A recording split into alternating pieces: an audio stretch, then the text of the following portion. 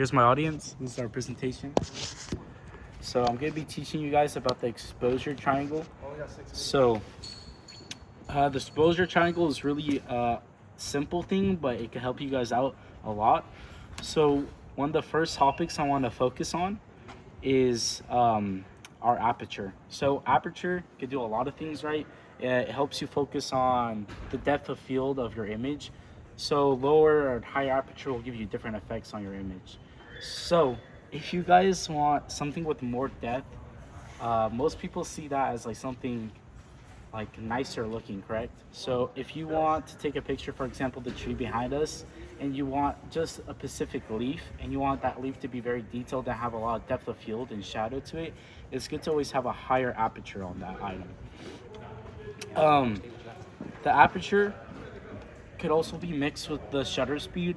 Shutter speed is used for how fast you want the camera to really take the picture of an image. So if you have a low shutter speed, the camera will click slower, allowing there to be a blur. So if you guys are taking a picture of like a fast moving car, you would not want to use a slow shutter speed because the car is going to be moving fast, right? So for that reason, you take a high shutter speed photo, and that way when you take the picture, it'll be a standstill shot of the car.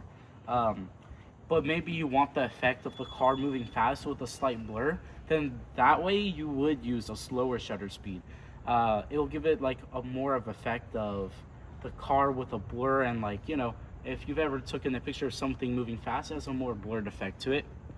For example, here's a bike moving at a high shutter speed and a low shutter speed. I'll show you guys too. So as you guys can see, this high shutter speed has a standstill. The low shutter speed makes it more blurred. Another very, very important step in the triangle is our ISO. So if you guys do not know what the ISO is, it's basically the camera's way of making fake light for your pictures or videos. ISO can go differently for every camera. If you are in a very dark spot, you obviously want to have a higher ISO. That way the camera can create more light. But the issue with ISO, if you're in a very dark spot and you put too much ISO on it, you get this thing called noise. Noise is just the grainy effect of your image. So if you have too much ISO, it becomes grainy in your photos or shots, and it gives you an unpleasant look into your shots. So it's very important you have a good balance of ISO. That way it's not too grainy for your shot and you have a great looking shot. But if you are in an example, a very bright place, you want to use the opposite of a high ISO. This way your image will be darker. Obviously, just like if your image is too high, it will still have noise if it's too low as well. So it's important to keep the ISO just at a perfect mid balance. If it's ever too high or too low, it creates a really grainy effect, and that will ruin your shot majorly. It's really important to keep ISO in mind. ISO and aperture and shutter speed, they're all such an important thing. That's why they're called the triangle, right? So, you know, the aperture is the light and the depth control.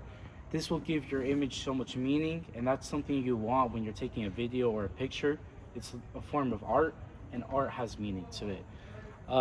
Shutter speed, like we said, is just the motion capture.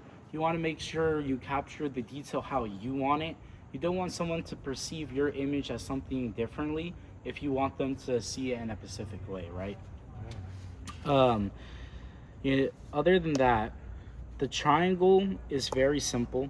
You want a nice basic aperture depending on your shot. For example, if we're doing some landscape photography, you guys would probably want to capture the motion efficiently. So you would probably not use a super high shutter speed. Maybe there's clouds, so you want something a little bit slower. And then you also wouldn't want like something super low in light. Since you're outside, the lighting will probably be super high or super low depending on what time of day. The best day to actually shoot is called the golden hour. That's when the sun is just about to set and you can see it from the horizon. It gives your images a nice golden effect. That's why it's actually called the golden hour. There are a few like big common mistakes when we're taking videos and pictures. Um, like the biggest mistake I see with myself and even others, a lot of people overexpose with their aperture. And when you overexpose with your aperture, it gives your image like a weirder effect that you probably didn't want to go for.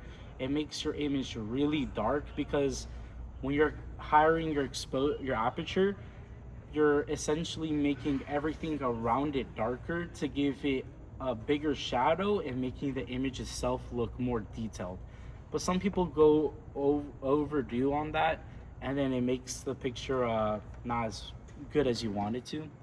A lot of times people get the motion blur really low.